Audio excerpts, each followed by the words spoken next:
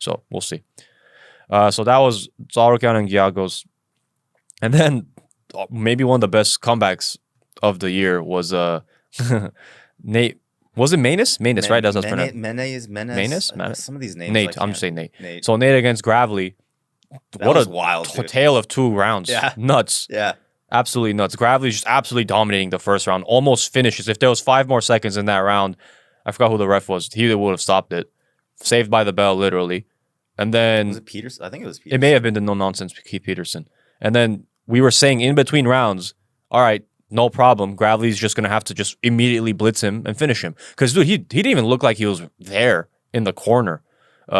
Nate did. Like, he looked like he was... I remember his coach was like, all right, let's... I think he was telling him, like, jump up and down. And he was just, sitting there with his hands on his waist, just looking at him.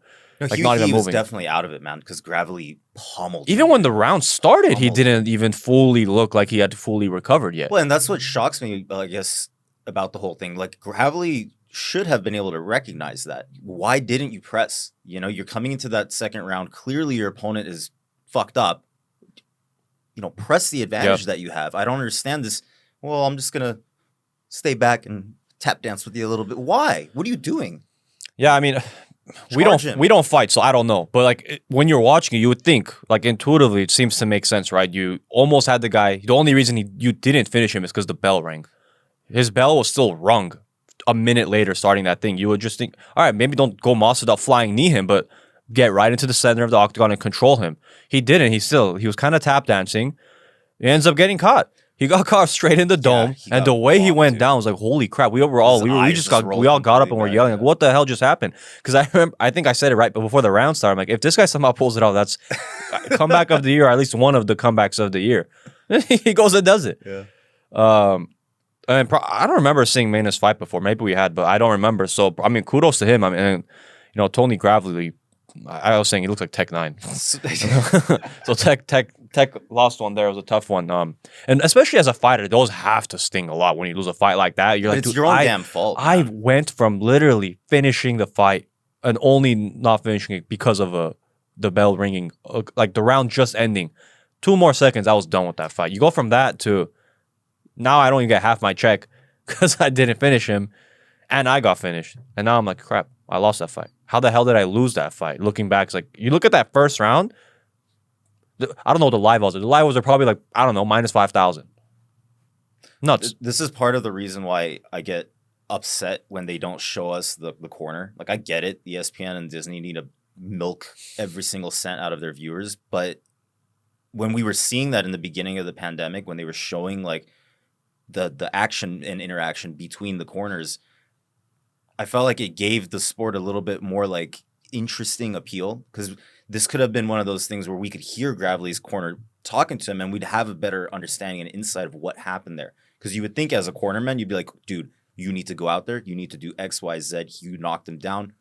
Finish it. You know what I mean? But now we don't know because they're freaking so greedy that they don't show us what's happening. I think they from what I remember, they only showed Nate's corner, which I can kind of understand because you want to also I would have been curious to see, all right, what are they telling him after that? But they used to split it. Yeah. At least it was kind of like whatever I don't know if it's exactly a minute in between rounds, but it was like 30 seconds was with this guy, and then the other 30 seconds was there.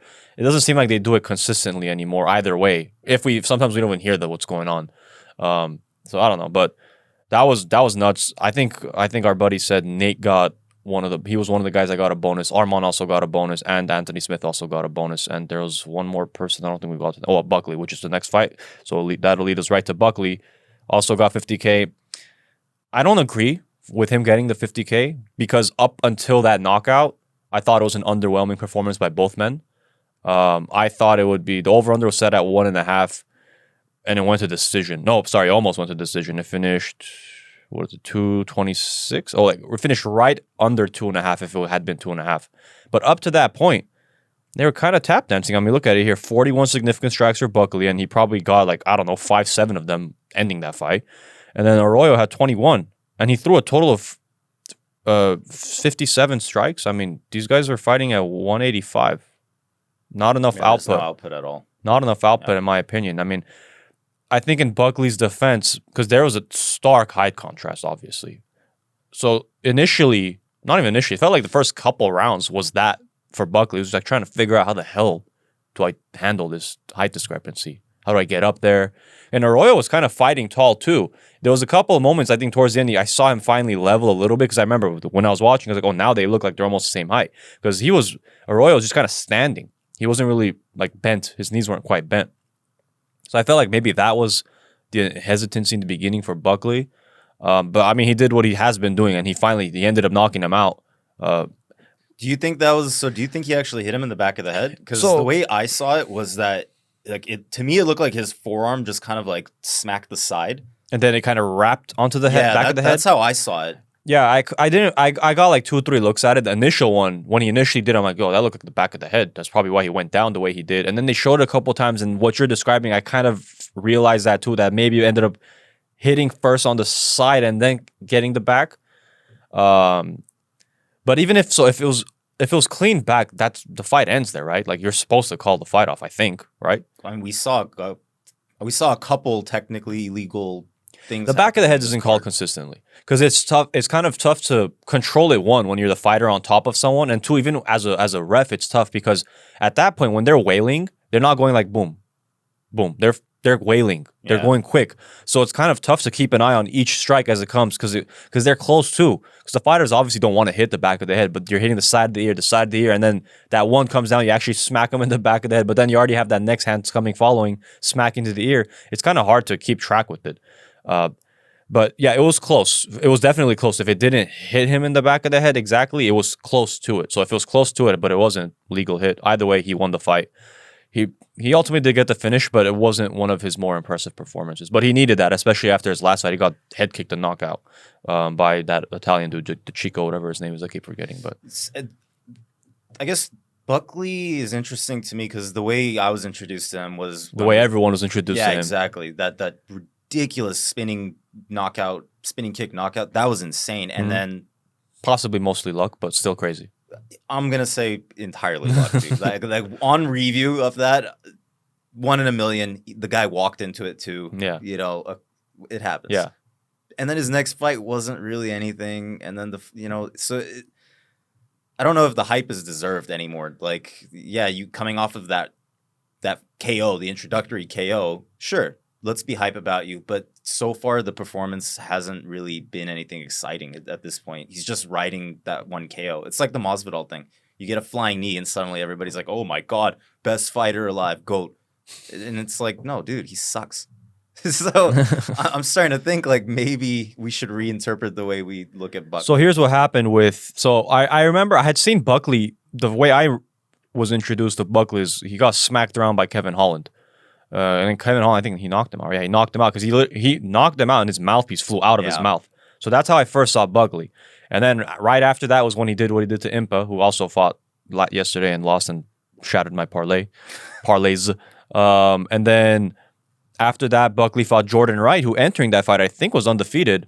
The Beverly Hills Ninja, I think that's his name. Stupid ass name. Knocked him out.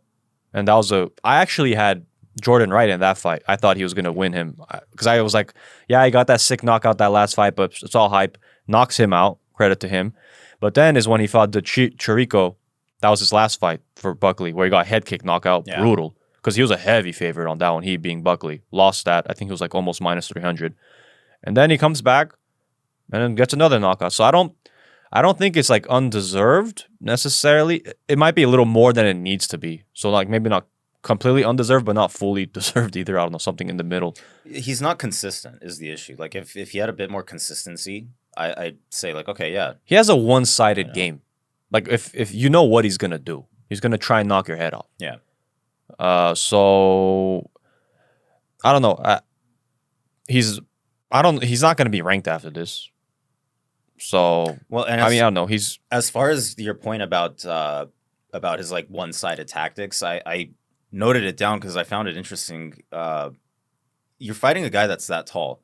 My assumption would be let's chop his legs up, because he's not using his height to his advantage. Arroyo could have been throwing more leg kicks, trying to keep Buckley further away. He really didn't do that. And so as Buckley, I would hope that you'd recognize maybe move in a little bit closer, get a couple leg kicks in there, chop away at his strength, and you'll then bring him down to your level. But you didn't really see any of that either, which is kind of interesting. Yeah, so per ESPN, he had 17 leg kicks, but it didn't seem like they were impactful. Yeah, I didn't see much. Because I don't really remember, again, that height thing kind of getting mitigated. But then he ultimately did finish it, so whatever, he won. Yeah. And he finished them. But all I'm saying is up to that finish, it was a rather uneventful fight. So that's kind of why I don't really agree with it being a performance bonus for him, because up until that knockout, I don't think there was much of a performance to be bragging about. But he did what he had to. He got the win, and it was a finish, so good for him.